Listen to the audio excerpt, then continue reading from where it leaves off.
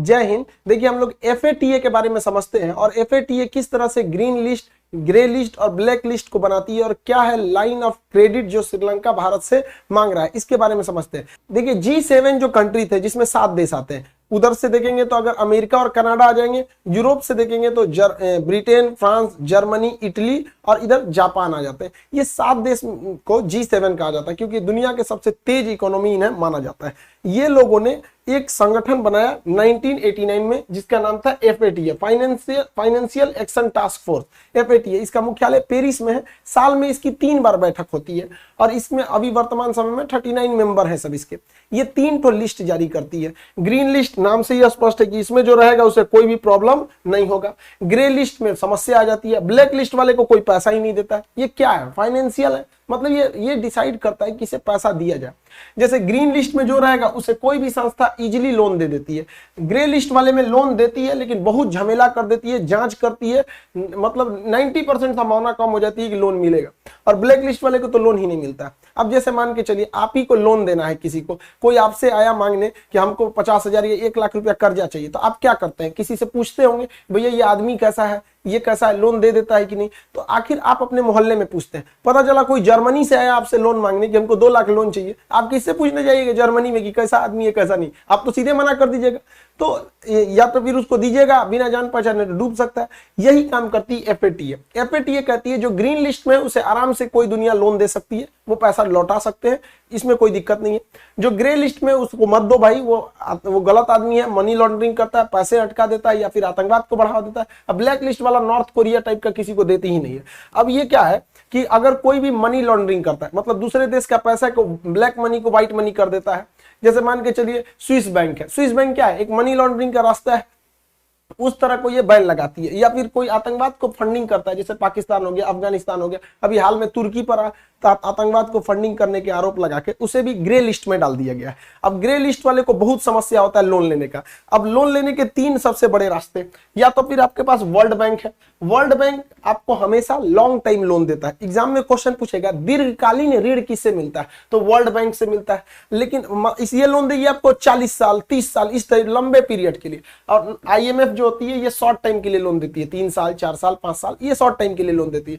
और Asian development bank ये तो हर टाइप के लोन देते हैं सभी यहाँ पे। तो जो भी देश अगर ग्रीन लिस्ट में, आराम से इनमें लोन मिल जाता है। और इकोनॉमी को चलाने के लिए लोन बहुत जरूरी है। मान के चलिए आपको अगर कोई 5%, 6% पे लोन दे रहा है और आप उस पैसे को बिजनेस में लगा के 20% की अर्निंग जनरेट करते हैं, तो क्या खराबी है इसमें? यहाँ पे तो लोन बहुत सारे देश लेते हैं और लेना इसमें कोई गलत बात नहीं है। लेकिन अगर कोई गलती से ग्रे लिस्ट में आया ना, ये सब बंद कर देते हैं, नहीं देंगे। और अगर देंगे भी तो जांच करेंगे, बजट ये खुद बनाएंगे। अब सोचिए ग्रे लिस्ट वाला पाकिस्तान चला गया, तुर्की चला गया, माली चला गया, जॉर्डन चला गया। अब ये लोग अगर IMF या वर्ल्ड बैंक इन्हें लोन भी देता है तो खुद आके देखेगा कि किसको कितना पैसा दिए, आर्मी को कितना एलोकेट हुआ, बिजली विभाग को कितना हुआ, सारा का सारा जांच करते हैं ये लोग। इतना कठिन हो जाता है। अब ब्लैक लिस्ट वाले को तो पैसा ही नहीं मिलता। अब इसमें क्या हुआ कि अभी फिलहाल में 4 देश याद रखेंगे करंट अफेयर के हिसाब से, पाकिस्तान, तुर्की, जॉर्डन और माली, इन 4 को नया रूप में शामिल किया गया है ग्रे लिस्ट में। अब इन लोगों को लोन लेने में पसीने छूट जाएंगे किसी भी मतलब अंतरराष्ट्रीय संस्था से।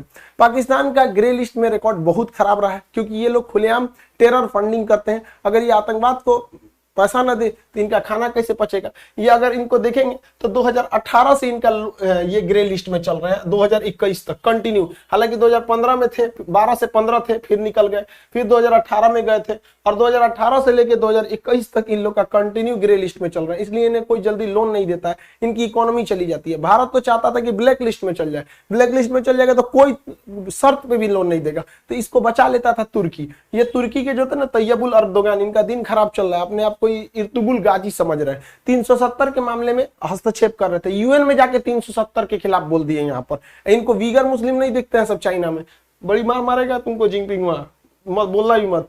अभी की क्या हुआ, ये पाकिस्तान को हमेशा बचाते थे, इस बार क्या हुआ, हम तो डूबे सनम तुमको भी ले डूबेंगे।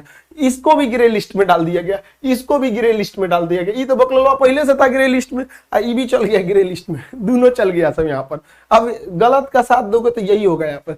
तुर्की का भी मन ठंडा गया। अब पाकिस्तान की इकोनॉमी पूरी तरह से चौपट हो चुकी है। इनको अपने देश का बजट चलाने के लिए भी पैसा नहीं बच गया। आर्मी को कितने पैसे देने हैं, सिंचाई विभाग, शिक्षा विभाग, रक्षा विभाग, महिला विकास मंत्रालय, अलग अलग सबका एलोकेट होता है। इनके पास बजट का पैसा नहीं है, क्योंकि इनके ऊपर चाइना ने इतना लोन डाल दिया है कि अब ये चाइना के पास लोन मांगने जाते हैं तो कहता है नहीं लोन नहीं देंगे। और चाइना ने इन लोगों को लोन दिया 17% पर। सोचिए, कमर्शियल रेट पर लोन दिया है 17% पे। अरे भाई साहब, यहाँ हम लोग गाड़ी खरीदने जाते हैं 12%, होम लोन लोग लेने जाते हैं अमूमन 8% में मिल जाता है। क्या दोस्ती है इन लोग के, 17% पे लोन दिया, बिक जाओगे बकलवा कहीं का, इतना हैवी लोन लिया जाता है। इसकी इकोनॉमी पूरी तरह से चौपट हो गई है, चलाने के लिए पैसा नहीं बचा इनको। अब चाइना इनको उतना पैसा नहीं देता है। उल्टे चाइना ने क्या किया, इनके ऊपर पेनाल्टी ठोक दिया। दासू डैम हो गया, कराची में ब्लास्ट हो गया, जिसमें कई चाइनीज सोल्जर मारे गए थे। हम आपको उस समय भी बताए थे कि चाइनीज सोल्जर AK-47 लेके ड्यूटी कर रहे थे। अब चाइना ने कहा है कि चाइनीज सोल्जर जो वहां मारे गए हैं उनकी मुआवजा के लिए उनके परिवार को 650 करोड़ रुपया दो। तो चाइना कह रहा है कि 650 करोड़ देंगे कहां से? एक काम कीजिए, 1000 करोड़ आप उधार दीजिए, उसी में से 650 करोड़ आपको दे देंगे, हमारे पास नहीं है यहाँ पे।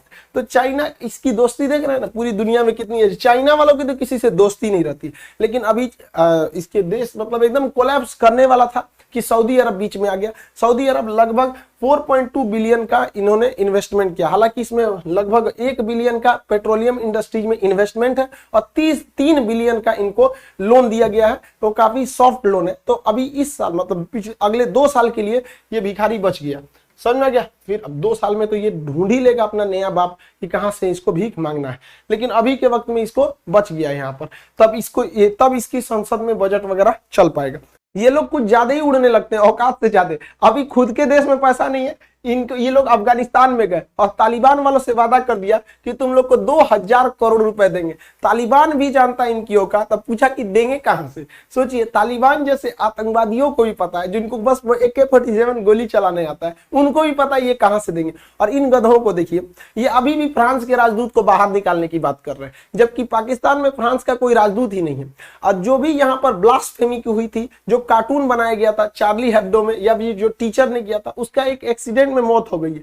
तो अब ना राजदूत बचा है, ना जो प्राइम सस्पेक्ट था वो बचा, एक्सीडेंट में मर गया। फिर भी आज भी फ्रांस के खिलाफ पाकिस्तान में विरोध हो रहा है। तो भैया तुम लोग को अगर इतना ही विरोध करना है, लड़ लो पाकिस्तान वाले, फ्रांस से लड़ लो, क्या जाता है, युद्ध का ऐलान कर दो। तुम लोग तो वीर हो ही, तुम्हारी तो वीरता हम पूरी दुनिया देखी है। 93,000 फौज ने सरेंडर किया था 1971। बहादुरी की कमी कहाँ है? लड़ लो। यही हाल हो गया श्रीलंका के साथ। श्रीलंका को भी बहुत मजा आता था शी जिनपिंग के साथ। इनको नहीं लगता रेड ड्रैगन पूरा तरह सोख जाएगा इनको। ये बहुत पैसा लिए थे, हम्बन टोटा एयरपोर्ट बनेगा, एकदम कैनेडी एयरपोर्ट हो जाएगा, इंदिरा गांधी एयरपोर्ट हो जाएगा। यहाँ पे कुत्ता नहीं पूछता एयरपोर्ट में, एयरपोर्ट का पैसा नहीं निकल रहा है श्रीलंका से, घरे से जा रहा है, बिजली उजली का पैसा नहीं मिल रहा। अब आप ही बनाई ना, आपने खूब अच्छा 20 तल्ला का होटल बना दिया कि लोग यहाँ आएंगे, कोई आइए नहीं रहा है। गया ना आपका पैसा, कर्जा लेके बनाए थे, सब डूब गया वहां पर।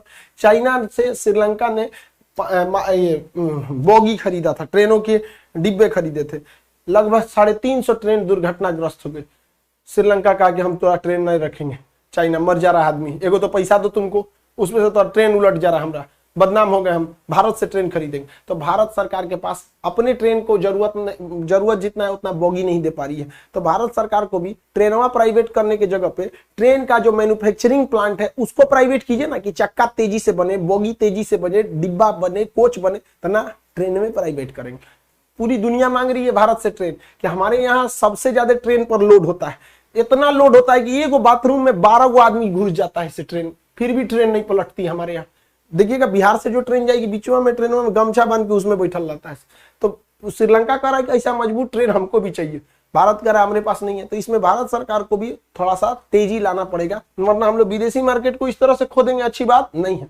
श्रीलंका के पास समस्या ये हो गया कि उसके यहाँ फूड क्राइसिस हो गया, पूरी उसके इमरजेंसी घोषित करना पड़ा कि हमारे पास खाने को अनाज नहीं है, दुनिया हमारी मदद करे। लाइन लग गई दुकानों पे कि अनाज खत्म होने वाला है, भाई खरीद के रख लो यहाँ पर। फूड क्राइसिस, और अभी फूड क्राइसिस खत्म नहीं हुआ था कि वहां फ्यूल क्राइसिस चालू हो गया। आईओसी ऑयल कॉर्पोरेशन जो है वहां पर। तो यहाँ पर इन्होंने क्या किया, यहाँ पर पूरी तरह से ऑयल क्राइसिस आ गई। अब इनके पास पेट्रोल खरीदने का, डीजल खरीदने का पैसा नहीं बचा है। अब ये भारत से गुहार लगा रहे हैं कि प्लीज भारत हमारी मदद करो। अब इन लोग को समझ में आया कि भारत की भी जरूरत पड़ेगी। जा श्रीलंका मांग लो चाइना से, चाइना इनको देने से मना कर दिया। अब इनका कहना है कि हमको क्या दीजिए, लाइन ऑफ क्रेडिट दीजिए। अब लाइन ऑफ क्रेडिट समझिए क्या होता है। बहुत बार ऐसे लोन दिए जाते हैं कि आप हमें पैसा दीजिए, आप ही के यहाँ से हम सामान खरीदेंगे। तो श्रीलंका कह रहा है हम आपको लाइन ऑफ क्रेडिट लेंगे, आप हमको 3 मतलब लगभग 4000 करोड़ 3800 करोड़ रुपए दीजिए, हम आप ही से कर्जा लेंगे और इस पैसों से आप ही के यहाँ से पेट्रोल खरीदेंगे, डीजल खरीदेंगे। तो भारत सरकार इस पर दे रही है भाई, वरना क्योंकि देखिए हम अपने पड़ोसियों को चाइना के गोद में मरते तो नहीं छोड़ सकते हैं यहाँ पे। हालांकि कोलंबो पोर्ट पर अडानी ने बहुत सारा इन्वेस्ट किया है, लेकिन अब श्रीलंका की हालत एकदम बर्बाद हो गई है। तो पूरी दुनिया को समझना चाहिए कि चाइना के डेट ट्रैप या बीआरआई प्रोजेक्ट में फंसेंगे, यही हाल हो जाएगा जो पाकिस्तान और श्रीलंका का हुआ है। पूरी इकोनॉमी चौपट हो रही है। श्रीलंका को दूसरे देश मदद भी नहीं करेंगे क्योंकि श्रीलंका पर मानवाधिकार हनन का मामला चल रहा है। एलटीटी जो संगठन था उस पर ये लोगों ने काफी ज्यादा नरसंहार भी किया था।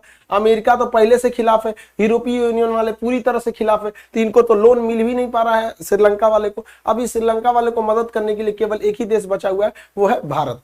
और पिछले 1 महीने से वीडियो नहीं आ पा रहे थे, जिसके कुछ रीजन थे। हम काफी बिजी थे बैचेस को लेकर और कुछ किताबों के लिखने के चक्कर में। अभी कल से बैच आ रहा है एसएससी जीडी का, 15 दिन बचा है। इस 15 दिन में 2500 क्वेश्चन जो संभावित प्रश्न है उसके, मैथ के, रीजनिंग के, जीएस के, साइंस की, हिंदी और इंग्लिश, ये सबके आपके पूरे संभावित क्वेश्चन जो इसमें आएंगे उसको पूरी बेहतरीन ढंग से विद डिस्कशन, और उसके अलावे आपको 1000 क्वेश्चन का मॉडल सेट भी इसको प्रोवाइड कराया जाएगा। ये कल से स्टार्ट हो जाएगा। सर्वर पे लोड ज्यादा था, इस वजह से बैच को थोड़ा डिले किया गया। जितना पढ़े थे जीडी के लिए अच्छा है, अब आपको बहुत ज्यादा करने की जरूरत नहीं है। लास्ट टाइम पे आप लोग 3 से 4 घंटा निकालेंगे और पूरा लगभग 2 से 2500 जो मतलब संभावित प्रश्न है उसके डिस्कशन कराए जाएंगे। ये कल से एडमिशन चालू हो जाएंगे। और इतने 1 महीने से वीडियो ना आने का रीजन क्या था, एक किताब लिख रहे थे साइंस के, लगभग उसमें हर तरह के क्वेश्चंस को शामिल किया गया है क्वेश्चन को। और एटलस, अभी क्या है कि जो मार्केट में एटलस अवेलेबल है वो काफी महंगी है और हर लड़का एफोर्ड नहीं कर पाता है। तो उसके लिए एक हम खुद का एटलस बना रहे थे, वो दीपावली के शुभ अवसर पर आप लोग के सामने उसको मतलब लाएंगे, ताकि अब मतलब गरीब से गरीब बच्चा भी एटलस को खरीद सके। अब वो सारे कामों को निपटा चुके हैं, अब यहाँ से वीडियोस भी कंटिन्यू रहेंगे और आप कल इसमें एनरोल हो जाएंगे, वरना 1 से 2 दिन के अंदर ये सर्वर पे जगह ही नहीं। आप सबको पता था सर्वर भी इधर क्रैश कर गया था। तो आई होप आप इस टॉपिक को समझे होंगे। मिलेंगे नेक्स्ट क्लास में। जय हिंद।